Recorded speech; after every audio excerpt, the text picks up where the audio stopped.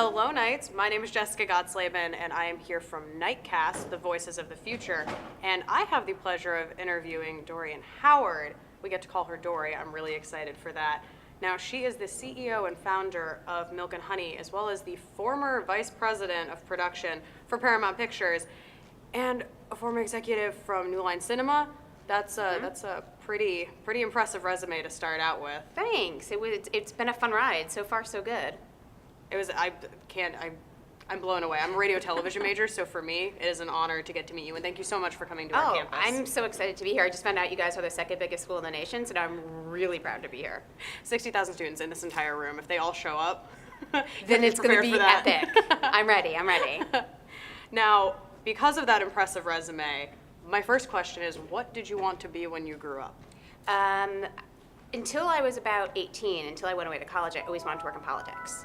That was obviously, until I was 10, I wanted to be a clown in the circus because I was a gymnast. But from 10 to 18, I wanted nothing more than to go to DC, work in politics, be a senator. I worked on political campaigns in high school. And then it all shifted when I read an article in New York Magazine about Les Moonves, who's now the CEO of CBS. Mm-hmm. And he was talking about his new job because he was just taking the job at that moment. And the story was all about the fact that he had a job deciding what television shows go on the air and what nights of the week. Now, it just blew my mind that could be someone's career. I had no idea. I watched TV. I was like, I can do this. But you don't know what happens behind the screen. No, I had no idea. I grew up in suburban New Jersey. We didn't have people that worked in the entertainment business there. Dads were bankers and moms were school teachers. So when I read that article, it kind of opened my eyes to a whole new world that was out there, and that's when I decided that entertainment was where I was going to end up. Wow. As I'm a radio television major, but I'm also a political science major. So see, I'm speaking your language. Yeah, I was as soon as you said. So I wanted to go into politics, Mm-hmm. and I was like, oh, that hit home. I've got lots of thoughts on all of these subjects. We're talking so much after this because I'm not sure if I'm actually want to go into politics or go into the media industry. You have time to do both, and that's the good news. Thank goodness. Because media is obsessed with politics, and politics is obsessed with media. Very true. So you can spend 5 years in one and easily transition over to the other, and they'll think it's very impressive. I'm excited for that. My future's golden. We just knocked this out. This is great. Good. Next 5 Best years, advice. bam. Why haven't you been my advisor in college this entire time? Now, how did you end up at Paramount? Because that's like the most glamorous job anyone can have in the media industry. People, that's what they reach for. Yeah, it was. How did it was that awesome. happen? It's a whole lot of. I always say you can only get lucky if you work hard, right? A lot of twists and turns, a lot of keeping my head down and working really hard. But it started as innocent as a summer internship at MTV, and then from there I worked in publicity, and I didn't like that, and I worked in talent booking, and I knew I was in the right venue. I just didn't know exactly where. So I tried a bunch of different things until I stumbled upon development, and feature film development was it for me. 2 weeks on the job, and I was like, this is it. And I spent the next 10 years doing that. And so my first development job was at New Line. And that was incredible because I was at New Line in New York City. We were shooting the first 3 Lord of the Rings movies back to back. Austin Powers 2 is about to come out. So we were just really in the epicenter of so many cool things happening in film. And I stayed at New Line for about 4.5 years and really kind of cut my teeth there. Got my first promotion from being an assistant, which I was for a very long time. You have to get used to being an assistant for a while. For a very long time. I still feel like I have post-traumatic stress. How much coffee did you have to get? How many photocopy machines did I fix? How many jammed printers? How many schedules and itineraries for travel? I mean, yes, for years I did that. So when I finally did get that promotion, man, I deserved it. But I stayed at New Line for about 4.5 years, and then took a job on the Disney lot, which turned into a job at the Paramount lot. And then through twists and turns of people getting fired and me being pretty good at my job, and I just kind of shuffled around and woke up one day and there I was. So it was talented. You get the opportunities that way. Exactly. So you set yourself up for the good luck. I completely understand you. I'm pretty sure we're really good with copy machines. In the Office of Student Involvement, it's kind of our skill. If you can't handle a copy machine, get out of the industry. I remember saying in many times my first few years, I can't believe I didn't major in photocopy repair. That's the most use of that's the most talented skill I have, the most useful skill I have in this job. It's frustrating, but that is a business unlike any other where you have to pay your dues, where you will find 30-year-old attorneys who went to law school, who are practicing lawyers, who drop it all to be a $25,000 a year paid assistant at a talent agency. You'll see people that used to be Wall Street traders that give it all up. Yeah, well, it's one of these things where it's like, That's just the only way in. There's no other way in than starting at the bottom. And they make you pay your dues because everyone wants in. So, there is a bit of a feeling of you're dispensable. If you don't like this job, you want to raise, we've leave. Got 10 people that are knocking down these doors to get it. So you have to fight for the job. You have to fight to keep the job. Very true. What was your favorite project? Because you just mentioned like Austin Powers 2 and all these crazy things that were going on. What was your favorite project, or what's the coolest thing that came across your desk? Because you got to determine what's going to be happening. I mean, the coolest things that came across my desk, like in retrospect, I mean, there were a bunch of cool projects that I worked on. I worked on The Proposal with Sandra Bullock and Ryan Reynolds, and I worked on The Fighter that Mark Wahlberg and Christian Bale did. So I worked on some really cool things, but I almost think the better stories, unfortunately, are the ones that come across your desk and you go, oh, no. No one's ever going to be interested in a girl that complains about her job this entire book.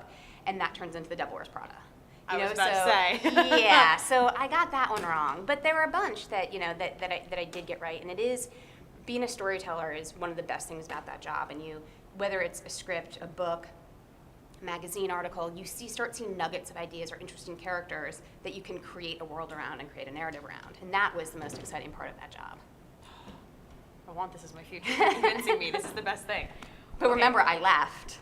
True. I left. True. That's what we're going to get in the exciting part. Okay, so now getting into that portion, how did Milk and Honey come about? Like, was this just like a spur-of-the-moment idea, or had this been something you were thinking about for a while, involving your sister? How did that happen? My sister and I, we come from an entrepreneurial family, right? So both our parents had their own businesses, and we were always trained to think bigger, think better.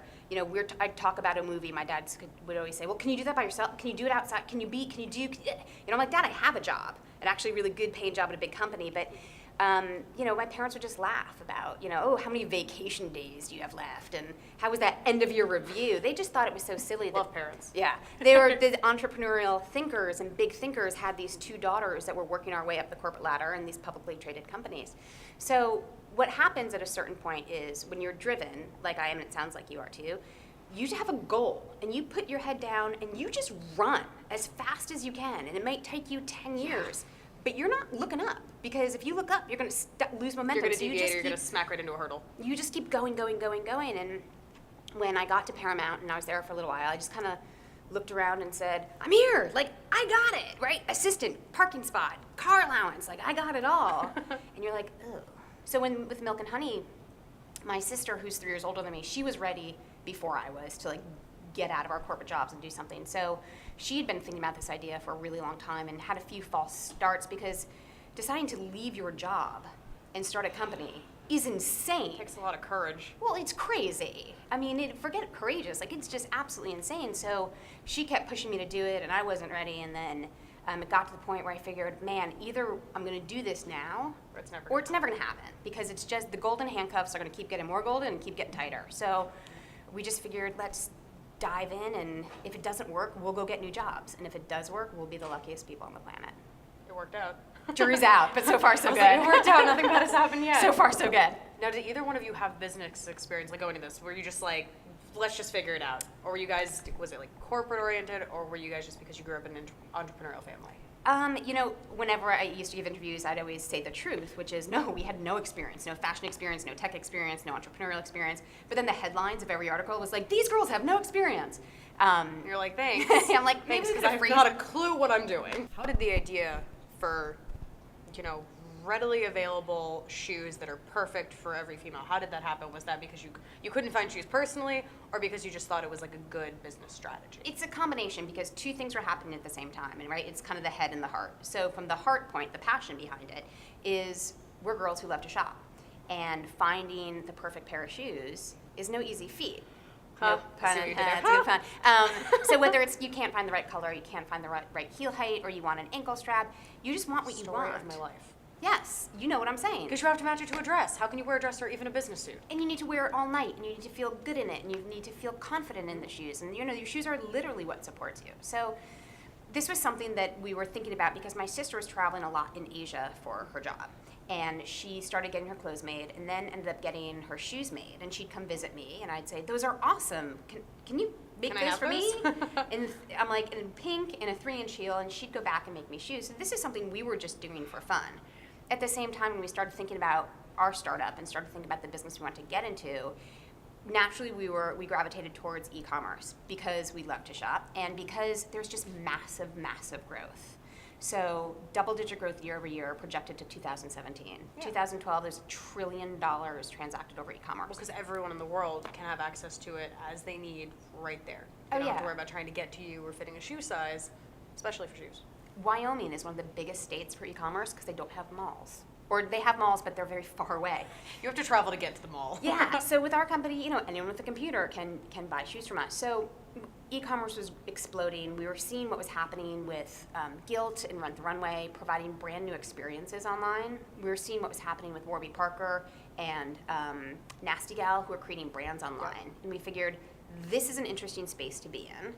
We love doing this. And that's basically how Milk and Honey started. It's brilliant.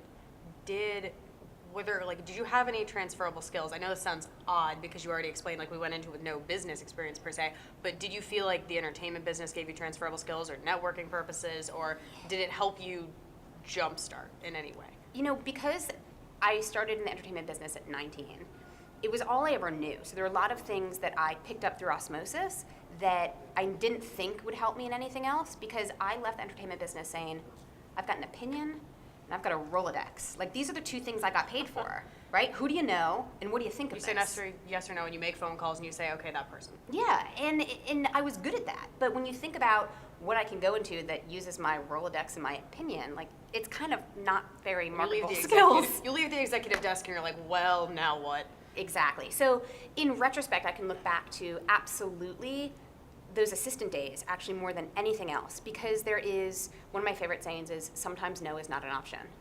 When someone says this has to get done, you can't say to your boss, oh, I'm sorry, it's not possible. Your job is to make it possible. Okay, do you have any advice for female leaders on campus, whether they want to go into something like myself, going into radio, going into media, going into politics or entrepreneurship, since you've been in the executive role and as a CEO? Do you have any advice for the students at UCF, our female knights?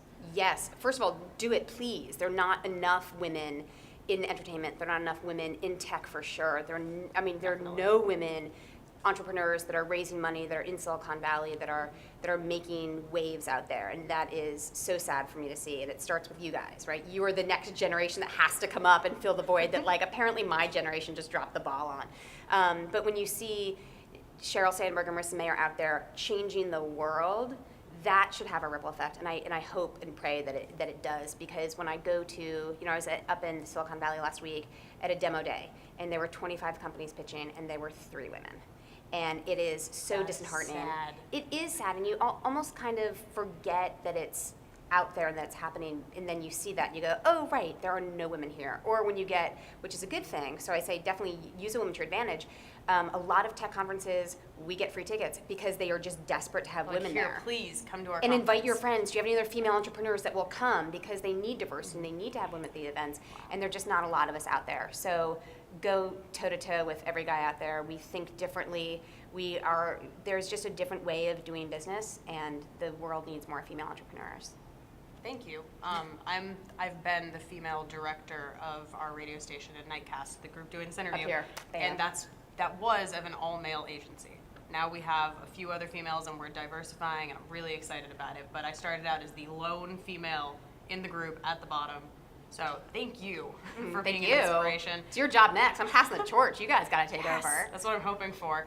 Now, for just a final closing question, and I love to ask this because as a leader, you must have something that drives you, or a life motto, and you balance work and play, and you even mentioned family and something like that. What is something you live by? What is your life motto? What is maybe a quote or something that's pushed you? Figure out what gets you going, and then get going. So whether that is career or your friends or your family, you have to figure out where you find passion, where you find drive, what's going to get you up in the morning. Because whether you're in a big corporate job and your boss is pounding down on you and you can't get anything done, you need a reason to get up in the morning. So you have to figure out what is that thing, what gets you going, and then forget about when you have a company. There are certain days where I'm like, if I stay under the covers, maybe they won't all fall apart today. Maybe they'll all go away. That doesn't work because I've tried before, but you just have to what is that one thing that I'm excited about today, and just go after that with reckless abandon, and then there's the ripple effect of one good thing happens, and then you get excited to do something else, and then all of a sudden good things are sprouting up everywhere. Everything, you can change the world with a smile. In that the Positive truth. attitude. Mm-hmm. Very true. Well, thank you so much for being here with us on behalf of Knightcast as well as the University of Central Florida and myself. Thank you so much for being here. We've had an evening with Dorian Howard, Dory. She will be here for an event with the Campus Activities Board while people will get to ask her questions, and the Knights will get an in-depth look at how great of a female leader she is. Thank you so much for having me. It was wonderful.